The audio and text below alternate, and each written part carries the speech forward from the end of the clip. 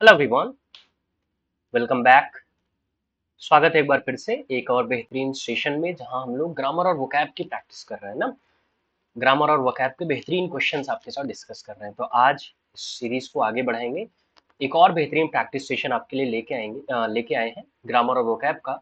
ऐसे क्वेश्चन जो आपके एग्जाम के लिए बहुत बेनिफिशियल है, ऐसे क्वेश्चन जो आपके एग्जाम में पूछे जा रहे हैं, उनकी एक सीरीज आपके लिए लेके आए हैं।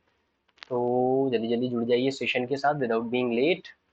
और जुड़ने के साथ साथ आपकी जो जिम्मेदारी, सेशन को शेयर भी कर दीजिए ताकि और भी लोग इस सेशन का फायदा उठा सकें।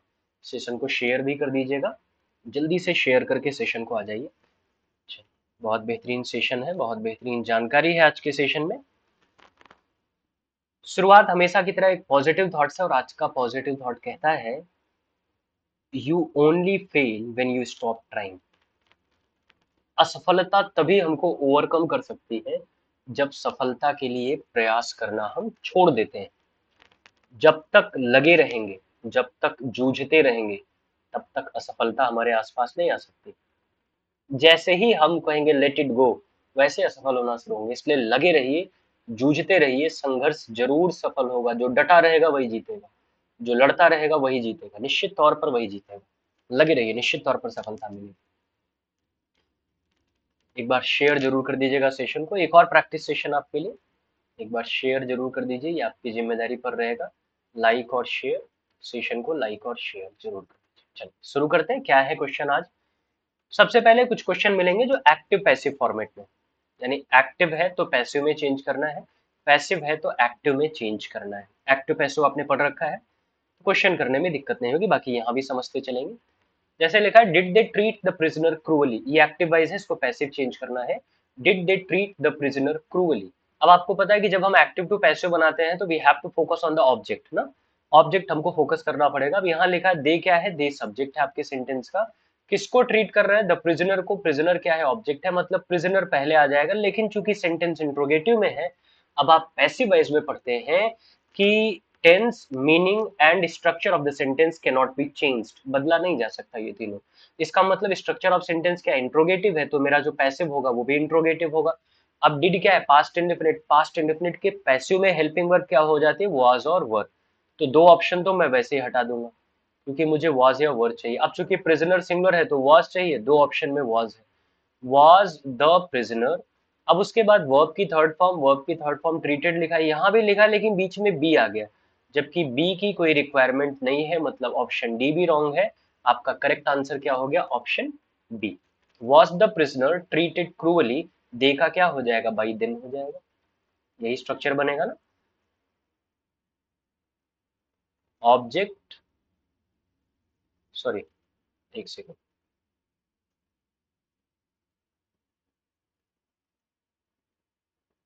आपका स्ट्रक्चर बनना चाहिए इसका वॉज, ऑब्जेक्ट, वर्ब की third form, by, subject, last में क्वेश्चन मार्क। यही स्ट्रक्चर आपने फॉलो कर रखा है। देखिए नेक्स्ट आ जाइए। They have forgotten the incident. They have forgotten the incident.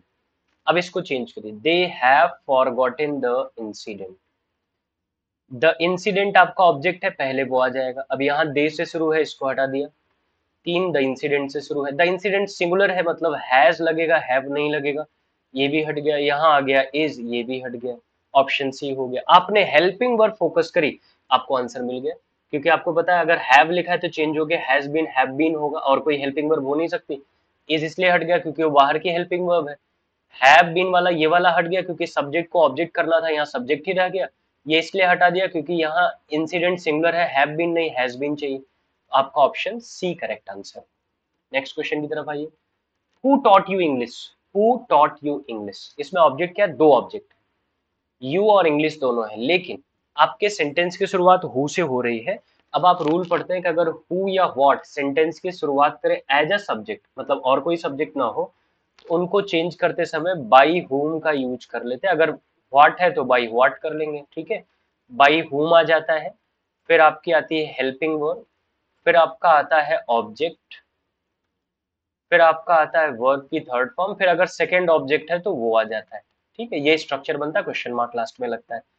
अब यहाँ पे देखिए हु से स्टार्ट है, अगर हु से स्टार्ट होगा तो भी करेक्ट है, बट बाई लास्ट में होना चाहिए। यहाँ लास्ट में बाई है नहीं, तो ऑप्शन ए आपका रॉन्ग है। हुम के पहले बाई नहीं है, रॉन्ग है। हु यहाँ फिर है लेकिन लास्ट में बाई नहीं है, तो ये भी रॉन्ग है। By home were you taught English, देखिए बाई होम फिर हेल्पिंग वर्ब, चूंकि ये पास्ट इंडेफिनिट है तो वाज वर लगेगा, यू है तो वर लग सकता है। ऑब्जेक्ट यू या इंग्लिश दोनों में से कोई एक आएगा, यू पहले आ गया, वर्ब की थर्ड फॉर्म सेकंड ऑब्जेक्ट आपका लिख दिया गया, सेंटेंस करेक्ट बन गया ना। बहुत बढ़िया, नेक्स्ट आ जाइए। She did not by a book, she did not by a book, इसको चेंज करेंगे क्या होगा। अब आपके पास ऑब्जेक्ट क्या है, अ बुक, तो अ बुक आप लाइए, यहाँ पे सी से स्टार्ट हो गया, ये रॉन्ग है, पहले तो एलिमिनेट कर दो इसको। फिर ए बुक आया, अब डिड लगा है मतलब पास्ट इंडेफिनिट चेंज होगा तो वाज वर लगेगा, तो अ बुक वाज हो सकता है, यहाँ लिखा यहाँ हैड आ गया, ये भी एलिमिनेट कर दीजिए। लेकिन सिर्फ वाज वर आएगा, वाज वर के साथ बीइंग तो आएगा नहीं, इसका मतलब ये भी एलिमिनेट हो, बच सॉरी बचा क्या, a book was not bought by her, क्या हो जाएगा, a book was not bought by her, option A correct answer, आपने भी सही आंसर दिया, बहुत बढ़िया। नेक्स्ट क्वेश्चन की तरफ चले चलते हैं, हु टॉट हिम इंग्लिश। अब हु का आपको पता है बाई हुम होगा, अभी कुछ देर पहले मैंने आपको बताया, चारों ऑप्शन में बाई हुम है, यहाँ भी बाई हुम, यहाँ भी बाई हुम, यहाँ भी बाई हुम, यहाँ भी बाई हुम, मतलब मैं बाई हुम से एलिमिनेट नहीं कर पाऊंगा, फिर मैं ढूंढूंगा हेल्पिंग वर्ब। टॉट लिखा है, वर्ब की second form means past indefinite है, इसको चेंज करेंगे तो वाज वर हेल्पिंग वर्ब मुझे मिल जाएगी ना, वाज वर हेल्पिंग वर्ब मिलेगी, तो यहाँ डिड लिखा है ये गलत है, यहाँ सब्जेक्ट पहले आ गया हेल्पिंग वर्ब बाद में इसलिए गलत है, यहाँ हेल्पिंग वर्ब मिसिंग है इसलिए गलत है, बचा क्या, option A, by whom was he taught English, by whom was he taught English, यही बनेगा ना, बहुत बढ़िया। चलिए नेक्स्ट आ जाइए, in the following questions a part of the sentence bold printed below are given alternative to the bold part a b c which may improve the sentence। अच्छा, sentence improvement आपको करना है, आइए देखते हैं क्या क्वेश्चन है और क्या इंप्रूव करके आप लिखेंगे। लिखा है, it took a long time for him होगा for him to realise what was truth. अब ये जो व्हाट वाज ट्रुथ है ये अंडरलाइंड है, मुझे इसको इंप्रूव करना है। ऑप्शंस मेरे पास है, what is truth, what was the truth, what the truth was, या आपको लगता है कि जो लिखा है वही सही, क्या होना चाहिए। अब यहाँ सेंटेंस को ध्यान से देखिए, it took a long time for him to realise, what यहाँ पे कैसे काम कर रहा है, इंट्रोगेटिव या रिलेटिव। अब आप ध्यान से देखिए तो व्हाट का यहाँ पे जो सीन है वो रिलेटिव प्रोनाउन जैसा है। अब अगर ये रिलेटिव प्रोनाउन है तो लास्ट में क्वेश्चन मार्क हटेगा, और जब क्वेश्चन मार्क हटेगा तो पहले सब्जेक्ट आएगा फिर हेल्पिंग वर्ब आएगी, यानी करेक्ट स्ट्रक्चर बनेगा आपका what the truth was, option C correct answer होगा ना, what the truth was, option C correct answer. चलिए let's move to the next question, my mother is worried about my father's health and also I. अब also आई आपका highlighted underlined है, ये आपको change करना है। My mother is worried about my father's health and also I आपको change करना है। ऑप्शंस आपके पास हैं, I also, also me, so am I या नो इम्प्रूवमेंट। अब आपको पता है कि ऑल्सो मैं तब लगाता हूं, ऑल्सो का स्ट्रक्चर तब लगाता हूं जब मेरा सब्जेक्ट कॉमन हो, वर्ब कॉमन हो, ऑब्जेक्ट डिफरेंट हो, ठीक, तो मैं क्या लगाता हूं, ऑल्सो, या टू, टी डबल ओ भी मैं लगाता हूं। लेकिन अगर मेरा सब्जेक्ट डिफरेंट हो, वर्ब और ऑब्जेक्ट कॉमन हो, तो मैं सो के साथ जाता हूं। यहाँ पे पहले क्लॉज का सब्जेक्ट माई मदर है, दूसरे क्लॉज का सब्जेक्ट आई है, इसका मतलब मैं ऑल्सो नहीं लगाऊंगा, मैं लगाऊंगा सो, तो ऑल्सो के दोनों ऑप्शन कट गए, बचा कौन सा, सो एम आई। और आपको पता है कि सो अगर सेंटेंस की शुरुआत में आए तो सो के बाद हेल्पिंग वर्ब फिर सब्जेक्ट लिखा जाता है, इसमें इन्वर्जन होता है, लास्ट में फुल स्टॉप लगता है। आप जब एडवर्ब पढ़ते हैं इन्वर्जन का कॉन्सेप्ट, तो वहां सो आपके लिए इन्वर्जन के रूल लेकर आता है, क्लियर है ना। यहाँ क्या बन जाएगा, सो बन जाएगा, सो एम आई आपका करेक्ट आंसर होगा। क्लियर है पॉइंट यहां तक, बहुत बढ़िया। एक बार सेशन शेयर कर देंगे आप, जहां भी आप एक्टिव हैं वहां सेशन शेयर जरूर कर देंगे, ताकि और भी लोग इस सेशन का फायदा उठा सकें। चलिए नेक्स्ट आ जाइए, many employees are hesitate to volunteers for assignment in a foreign country because of language and cultural issues. Many employees are hesitate to volunteers for assignment in a foreign country because of language and cultural issues. क्या कह रहा है आप देखिए, many employees are hesitate to volunteers, are लिखा है, आगे कोई वर्ब बन नहीं रही है, इसका मतलब बनना चाहिए एडजेक्टिव। हेजिटेट आपका एडजेक्टिव है नहीं, एडजेक्टिव आपका है हेजिटेंट, तो करेक्ट आंसर होना चाहिए many employees are hesitant to volunteer for an assignment in a foreign country because of language and cultural issues. Right answer क्या होगा? ऑप्शन सी करेक्ट आंसर होगा। नेक्स्ट क्वेश्चन की तरफ आ गए, तो English opens the window upon the world's knowledge, इसमें क्या होना चाहिए? English opens the window upon the world's knowledge. अब यहाँ इंग्लिश जो है ये अंडरलाइंड है, ये आपको इंप्रूव करना है। इंप्रूव करके क्या लिखेंगे आप? English opens the window upon the world's knowledge, इसको इंप्रूव करके क्या लिखेंगे? ध्यान से देखिए,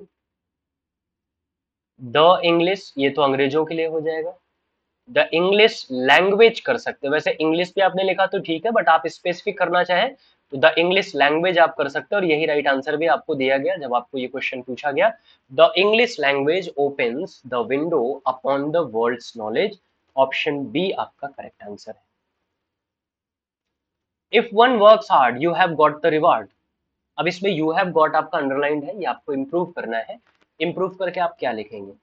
if one works hard you have got the reward, इसमें यू हैव गॉट आपको इंप्रूव करना है। अब आप ध्यान से देखिए, अगर आपके सेंटेंस में वन मेंशन है तो वन का अपना पूरा परिवार होता है, सब्जेक्ट की पोजीशन पर वन काम करेगा, ऑब्जेक्ट की पोजीशन पर वन काम करेगा, पॉजेसिव की पोजीशन पर वंस काम करेगा, और रिफ्लेक्सिव की पोजीशन पर वन सेल्फ काम करेगा। ठीक है, वन वन वंस और वन सेल्फ, यही स्ट्रक्चर होना चाहिए, one one one's and one self.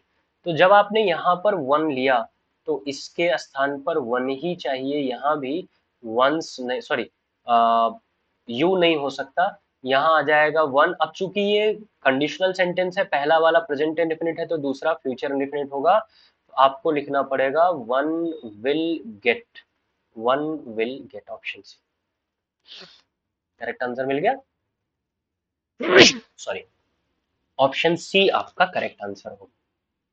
Clear है पॉइंट यहां तक? कंडीशनल सेंटेंस है ना, तो पहला कंडीशन प्रेजेंट इंडेफिनिट, तो दूसरा रिजल्ट किस में हो जाएगा? फ्यूचर इंडेफिनिट में होगा। यू की जगह वन होगा क्योंकि वन का कॉन्सेप्ट वन के साथ अटैच होगा, यू और ही के साथ अटैच नहीं होगा। बहुत बढ़िया, option C correct answer. Session share जरूर कर दीजिएगा जहां भी आप एक्टिव हैं, लाइक भी कर दीजिए, अगर आप सेशन के साथ जुड़ गए हैं तो लाइक भी कर दीजिए, शेयर भी कर दीजिए। नेक्स्ट क्वेश्चन की तरफ आते हैं, लिखा है the UNO insist on better understanding between the countries of the world. UNO insist on better understanding, मुझे चेंज करना है बिटवीन द कंट्रीज, इसको चेंज करना है। अब आपको पता है कि बिटवीन का यूज आप कब करते हैं? बिटवीन का यूज आप करते हैं फॉर टू, लेकिन अगर दो से अधिक हो गया तो आप किसका यूज करते हैं? एमंग। एमंग का यूज किसके बीच में होगा? मोर देन टू के बीच में एमंग का यूज होगा। अब आपके सेंटेंस में सारी कंट्रीज की बात कर रहा है, कंट्रीज की बात कर रहा है, इसका मतलब एमंग आपका करेक्ट आंसर होना चाहिए, एमंग द कंट्रीज होना चाहिए ना, ऑप्शन ए। अच्छा, एक चीज आप और पढ़ते हैं, एमंग तो आप पढ़ते ही हैं, लेकिन आप एक चीज और पढ़ते हैं, एमंग्स भी होता है ना? क्या डिफरेंस है एमंग और एमंग्स में? एमंग्स में क्या डिफरेंस है?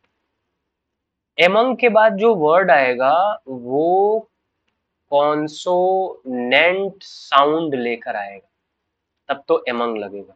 एमंगस्ट के बाद जो आएगा वो वॉवेल साउंड लेकर आएगा, ये ध्यान दें। जैसे एमंग द क्या है? कॉन्सोनेंट साउंड है, इसलिए आप एमंग लगा सकते हैं। अगर यही लिखा होता अस, तो अस का प्रोनाउंसिएशन किससे स्टार्ट हो रहा है? अ से, अ वॉवेल साउंड है, तो अब आप यहाँ क्या लिखेंगे? एमंगस्ट अस लिखेंगे, एमंग अस नहीं लिखेंगे। ये ध्यान रखिए, एमंग और एमंगस्ट में अंतर, एमंग और एमंगस्ट में अंतर। चलिए नेक्स्ट आ जाइए, एक नई जानकारी आपके लिए, नेक्स्ट आ जाइए। He does not smoke nor I did, he does not smoke nor I did, इसमें क्या बनाएंगे आप? He does not smoke nor I did। अब आप सेंटेंस को ध्यान से देखिए, इंप्रूव मुझे करना ये वाला, निगेटिव है तो मुझे निगेटिव ही लेना है, लेकिन मुझे ये पता है कि अगर नॉर सेंटेंस किसी क्लॉज को स्टार्ट कर रहा है तो नॉर बनाएगा इन्वर्जन, और इन्वर्जन की शर्त है कि नॉर के बाद हेल्पिंग वर्ब और फिर उसके बाद सब्जेक्ट आना चाहिए। ये इसका आइडियल स्ट्रक्चर होना चाहिए, फुल स्टॉप लास्ट में हो जाएगा ना। और दूसरा आपको ध्यान देना, एक तो ये हो गया, इसका मतलब डिड मेरा पहले आ जाएगा, आई बाद में आएगा। लेकिन यहाँ लिखा है डज, डज है प्रेजेंट, मतलब बाद वाला क्लॉज भी प्रेजेंट में बनेगा, तो मैं डिड वाला ऑप्शन नहीं लूंगा, मैं डू वाला लूंगा। यहाँ हेल्पिंग वर्ब है नहीं, रॉन्ग हो गया। यहाँ हेल्पिंग वर्ब है लेकिन बाद में लिखा है, यहाँ हेल्पिंग वर्ब पहले सब्जेक्ट बाद में, यानी ऑप्शन सी मेरा करेक्ट आंसर होगा, नॉर डू आई। क्या हो जाएगा? Nor do I. Next question की तरफ चलते हैं। In the following question choose the word opposite in the meaning. चलिए भाई, अब यहां से कुछ क्वेश्चन मिलेंगे जिनका आपको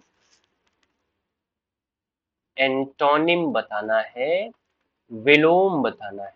ठीक, मतलब कुछ शब्द आपको सीखने के लिए यहाँ मिलने वाले हैं, कुछ वर्ड आपको सीखने के लिए यहाँ मिलने वाले हैं। अब बस गुजारिश आपसे ये है कि सेशन को शेयर और लाइक जरूर करते रहिए ना, ताकि और भी लोग इस सेशन से जुड़ सकें, और भी लोग इस सेशन से फायदा उठा सकें। तो चलिए फिर चलते हैं अगले क्वेश्चन की तरफ। क्या पूछ रहा है मुझसे अगला क्वेश्चन? एंटोनिम में कौन कौन से वर्ड हैं? तो the first word is parochial. Parochial is the first word. Parochial का एंटोनिम पूछ रहा है क्या हो? पैरोचियल का, वैसे पैरोचियल का मतलब होता है प्रादेशिक, प्रादेशिक। लेकिन यहाँ एक मतलब और समझिए, क्षेत्रीय। पैरोचियल का मतलब हो गया क्षेत्रीय। नैरो का मतलब हो गया क्षेत्रीय, ये तो सिनोनिम हो जाएगा, इसको लगा सकते हैं। इंटरनेशनल का मतलब होता है राष्ट्र, अंतरराष्ट्रीय, अंतरराष्ट्रीय। ये मेरा राइट आंसर नहीं होगा। वर्ल्ड वाइड का मतलब होता है पूरे विश्व में फैला हो, लेकिन जब मैं पैरोचियल की बात करूंगा सबसे छोटे प्लेस की, तो मैं फिर सबसे बड़े प्लेस की बात करूंगा एंटोनिम में, दैट इज ग्लोबल, वैश्विक, वैश्विक, ग्लोबल।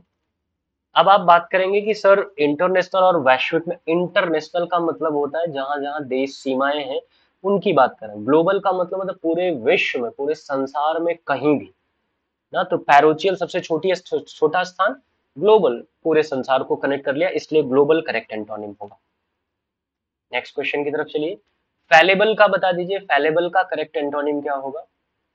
फैलेबल का करेक्ट एंटोनिम, एंटोनिम पूछ रहा है, फैलेबल का करेक्ट एंटोनिम। फैलेबल का मीनिंग क्या होता है? फैलेबल का मीनिंग होता है अपराधी, अपराधी, या जिसको बोलते हैं दोषी ना, अपराधी या दोषी, फैलेबल। अनएरिंग का मतलब होता है निर्दोष। पहला ही शब्द आपका करेक्ट एंटोनिम बना दिया, निर्दोष। रिलायबल या ट्रस्टफुल का मतलब होता है भरोसेमंद, भरोसेमंद। फाल्सहुड मतलब हो गया गलत, झूठा। राइट आंसर आपका क्या हो गया? Option A, unerring. इम्पर्टिनेंट का बता दीजिए, इम्पर्टिनेंट का करेक्ट एंटोनिम क्या होगा अकॉर्डिंग टू यू? इम्पर्टिनेंट का करेक्ट एंटोनिम क्या है? Correct antonym of the word impertinent, impertinent word का करेक्ट एंटोनिम क्या होना चाहिए? इम्पर्टिनेंट का मतलब वैसे आप क्या पढ़ते हैं? इम्पर्टिनेंट का मतलब होता है जो बहुत जिद्दी नेचर का होगा ना, अड़ियल नेचर का होगा, जिद्दी, अड़ियल, या हम बोल सकते हैं कि जो थोड़ा सा असभ्य टाइप का होगा, उसके लिए भी आप यूज करेंगे असभ्य, इम्पर्टिनेंट।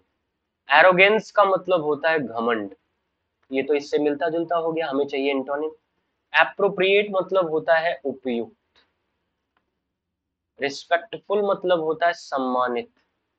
मॉडेस्ट का मतलब होता है विनम्र। राइट आंसर मेरा क्या है? Option D, modest. असभ्य या जिद्दी का क्या हो जाएगा? विनम्र हो जाएगा। ऑप्शन डी आपका करेक्ट आंसर है। रफ का बता दीजिए करेक्ट एंटोनिम क्या होगा? रफ, रफ का करेक्ट एंटोनिम क्या होगा? रफ का मतलब क्या होता है? रफ का मतलब होगा खराब, रफ का मतलब होगा खुरदुरा, रफ का मतलब होगा खराब, रफ का मतलब होगा खुरदुरा। रिफाइंड का मतलब होता है जो बहुत प्योरीफाई किया गया। चार्मिंग का मतलब होता है अट्रैक्टिव, जिसको देख के अच्छा लगे। स्मूथ का मतलब होता है कोमल, यही करेक्ट एंटोनिम है। पोलाइट का मतलब हो गया विनम्र। राइट आंसर क्या है? ऑप्शन सी आपका correct answer. Option C correct answer है। नेक्स्ट आ जाइए। ratification, next word is ratification. What should be the correct antonym of the word ratification? Disapproval, disagreeable, denial या disturbing? ratification का मतलब क्या होता है? अब देखिए, ratification का मतलब होता है किसी चीज को अप्रूव करना, किसी चीज को अप्रूव करना। अप्रूव करना मतलब किसी चीज को सहमति देना। एंटोनिम क्या हो जाएगा? डिस अप्रूवल हो जाएगा, लिखा ही है। डिसएग्रीएबल का मतलब होता है कोई ऐसी चीज जो मानने लायक ना हो, ना, मानने लायक ना हो। डेनियल मतलब होता है मना। डिस्टर्बिंग, परेशान करना। राइट आंसर आपका क्या हो गया? ऑप्शन ए, क्योंकि इसकी मीनिंग है अप्रूवल, अप्रूव, और इसका एंटोनिम हो जाएगा डिसअप्रूवल या डिसअप्रूव। क्लियर है ना? Next question. अच्छा, अब यहां से क्वेश्चन बदला, और अब यहां से क्वेश्चन आपको मिलेगा बेस्ट एक्सप्रेसेस द मीनिंग, यानी अब आप ढूंढेंगे सिनोनिम। अब आप ढूंढेंगे सिनोनिम, समानार्थी। सिनोनिम या समानार्थी शब्द आप ढूंढेंगे। चलिए, ब्यूटीफुल का सिनोनिम बता दीजिए। ब्यूटीफुल का सिनोनिम क्या होगा? वैसे तो ये चारों शब्द ब्यूटीफुल के सिनोनिम के रूप में आप यूज कर लेते हैं ना, ये चारों शब्द आप यूज कर लेते हैं, लेकिन चारों ही ऑप्शन में है, पिक मुझे एक करना है, तो मुझे ये समझना पड़ेगा जो नियरेस्ट होगा। अब ब्यूटीफुल जिस अर्थ में महिलाओं के लिए यूज होता है, सुंदर, उसी अर्थ में पुरुषों के लिए हैंडसम शब्द का यूज होता है। सेम सेंस है। पुरुषों के लिए कभी ब्यूटीफुल शब्द का यूज नहीं करते। अगर किसी पुरुष के लिए आपने ब्यूटीफुल शब्द का यूज किया, ये उसकी बेइज्जती है, तारीफ नहीं, क्योंकि आप उसको महिला जैसा बोल रहे हैं, ये उसकी बेइज्जती है, ध्यान रखना ना। ब्यूटीफुल का हैंडसम। एल्योरिंग जो अपनी ओर अट्रैक्ट कर रहा है, अट्रैक्टिव लिखा है। अपीलिंग का मतलब जो अपनी ओर अट्रैक्ट करे। लेकिन ये नियरेस्ट सिनोनिम तब होंगे जब हैंडसम आपका ऑप्शन में नहीं होगा। हैंडसम ऑप्शन है तो ऑप्शन ए आप आंसर लगाएंगे। Next is moments. मोमेंटस का करेक्ट सिनोनिम क्या होगा? What should be the correct synonym of the word momentous? Moments का मतलब क्या होता है? मोमेंटस का मतलब होता है प्रमुख, विशेष या इम्पोर्टेंट, यही होगा ना सिनोनिम। टेम्पररी मतलब होता है क्षणिक, क्षण। फ्लीटिंग मतलब होता है भागना, तेजी से निकलना। मॉन्यूमेंटल मतलब होता है धरोहर। राइट आंसर क्या है? Option A, important, moments. Next question है इनफैचुएशन। इनफैचुएशन का करेक्ट सिनोनिम क्या होगा? सिनोनिम ढूंढ रहे हैं हम लोग। इनफैचुएशन का करेक्ट सिनोनिम क्या होगा? इनफैचुएशन का मतलब क्या होता है? लगन। जब किसी चीज को करने की दृढ़ता आपके मन में, जैसे आप एकदम दृढ़ है अपनी सफलता के लिए, आप एकदम जिद्दी हैं अपनी सफलता के लिए, इसको क्या बोलते हैं? इनफैचुएशन। और इसी को यूज करते हैं सिनोनिम में पैशन, लगन, किसी चीज के प्रति बहुत ज्यादा आसक्ति हो जाना ना, लगन। इमोशन, भावुक, इमेजिनेशन। कंपैशन का मतलब होता है लगाव, लेकिन पैशन का मतलब होता है लगन ना, जब किसी के प्रति दृढ़ता आ जाए और वो इन्फैचुएशन से रिलेट हो जाए। Consignee. Next word is consignee. Consignee का करेक्ट सिनोनिम क्या होगा? कंसाइनी। कंसाइनी का मतलब होता है उत्तराधिकारी, उत्तराधिकारी ना, कंसाइनी, उत्तराधिकारी। डेलीगेट का मतलब क्या होता है? प्रतिनिधि। रिप्रेजेंटेटिव का मतलब भी प्रतिनिधि होगा। मैसेंजर का मतलब भी प्रतिनिधि होगा। नॉमिनी का मतलब होता है उत्तराधिकारी। ऑप्शन सी आपका करेक्ट आंसर है। क्लियर है यहां तक? बहुत बढ़िया। सेशन शेयर जरूर कर दीजिए, आप जहां भी एक्टिव हैं, जहां भी जिस भी ग्रुप में आप हैं, सेशन को शेयर जरूर कर दीजिए, और सेशन को लाइक भी करके रखिए ताकि और भी लोग जुड़े। नेक्स्ट क्वेश्चन की तरफ बढ़ते हैं। ट्रैम्प। ट्रैम्प का करेक्ट सिनोनिम क्या होगा? ट्रैम्प मतलब क्या होता है? ट्रैम्प मतलब होता है पैदल चलना, वैसे ट्रैम्प का मतलब ना, लेकिन ट्रैम्प का मतलब हो गया यात्रा करना या यात्रा करने वाला, ये भी हो सकता है। वॉन्डरर का मतलब होता है घुमंतु, जो एमलेस घूमता है, घुमंतु। चीट, बेईमानी। अच्छा, चीट शब्द बेईमान के लिए भी यूज करते हैं, जैसे your friend is a cheat, तुम्हारा दोस्त बेईमान है, भी बोल सकते हैं। Your friend is a cheater, वो भी करेक्ट है। पिलग्रिम का मतलब होता है तीर्थ यात्री, तीर्थ यात्री पिलग्रिम हो जाएगा। राइट आंसर क्या है? Traveller, option C, traveller. चलिए भाई, नेक्स्ट क्वेश्चन की तरफ आते हैं। अब यहां से क्वेश्चन फिर बदला और अब आपको क्वेश्चन मिलेगा एरर वाला। आपको एरर फाइंड आउट करना है अपने सेंटेंस में ना, एरर फाइंड आउट करना है अपने सेंटेंस में। चलिए एरर फाइंड आउट करिए। The short story should not exceed more than 200 words. Option A में एरर है, ऑप्शन बी में है, ऑप्शन सी में, आपको लगता है कोई एरर नहीं। अब मैंने आपको बता रखा है तरीका, तरीका बता रखा है ना, पहले एक एक करके पार्ट वाइज आप ब्रेक करिए। द शॉर्ट स्टोरी सब्जेक्ट है, इसमें और कुछ ऐसा है नहीं जहां से एरर हो, तो ये तो करेक्ट है, आगे बढ़ गए। Should not exceed, should helping verb है आपकी मॉडल, उसके बाद वर्ब की फर्स्ट फॉर्म आनी चाहिए, एक्सीड वर्ब की फर्स्ट फॉर्म है, नेगेटिव है, चलो ठीक है, यहां तक भी कोई दिक्कत नहीं, ये भी करेक्ट है। फिर लिखा है मोर देन। अब एक्सीड का मतलब भी ज्यादा होना, मोर देन का मतलब भी ज्यादा होना, दोनों का एक ही सेंस है, दोनों एक साथ क्या कर रहे हैं, एक्सीड के साथ मोर देन का यूज कभी नहीं करते। आप क्या लिखेंगे? The short story should not exceed 200 words, यानी ऑप्शन सी में मुझे मिस्टेक मिली, मुझे मोर देन को हटा लेना था, क्योंकि वो सेम मीनिंग कैरी कर रहा है जो एक्सीड आपकी मीनिंग कैरी कर रहा है।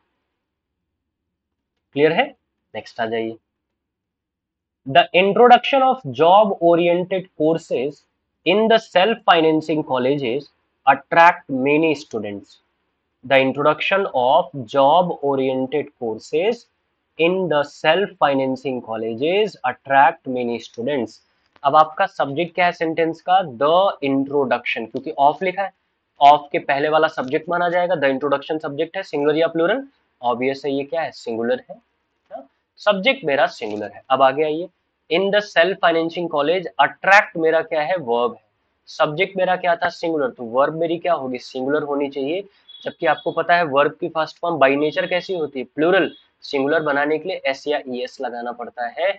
आप लिखेंगे the introduction of job oriented courses in the self financing colleges attracts many students, attracts many students, option C होना चाहिए ना।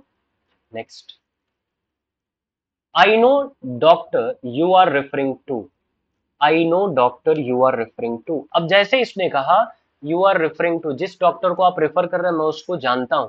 अगर आप किसी फैक्ट के बारे में पहले से जान रहे हैं, वेल नोन है, तो आप आर्टिकल द उसके पहले लगाते हैं ना। तो आई नो क्या होना चाहिए? I know the doctor you are referring to.